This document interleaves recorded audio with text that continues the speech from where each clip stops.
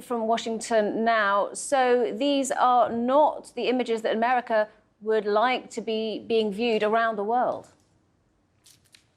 No, certainly this is unprecedented. I've never seen anything like this. And just for context, as we're talking to a global audience, please keep in mind, the Capitol building is an extremely accessible building.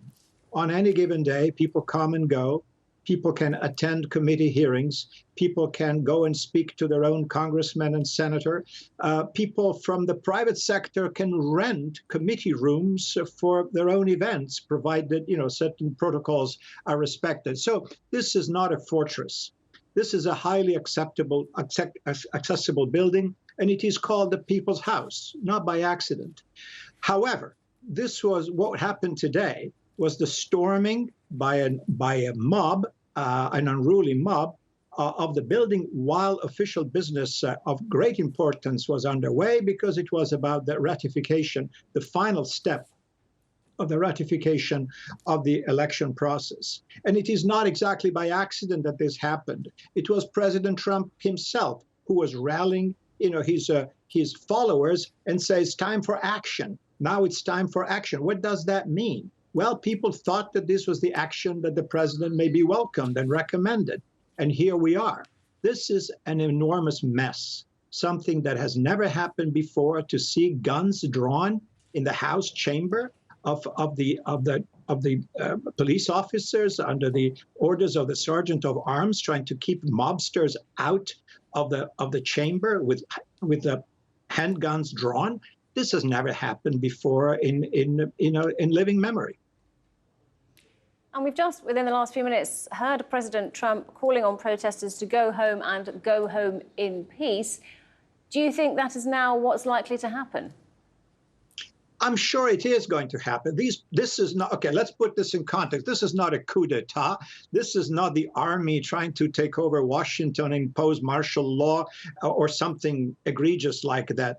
This is an unruly mob of Trump cultists who have thought that this is what they needed to do, because they honestly believe, because the president, the outgoing president, has been telling them for over a month that he won the election, and that what's happening now is an incredible injustice because he was robbed.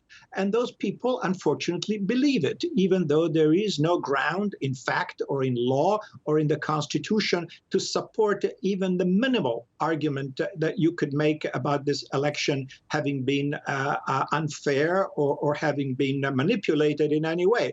But this is what Trump was saying even earlier today. I will never concede. This has never happened before. This is a completely unprecedented. So his followers, thinking that they were being loyal to him, did this. These people will go home. They have no plan. They don't have an action plan to take over the United States government. This would be ridiculous. They don't.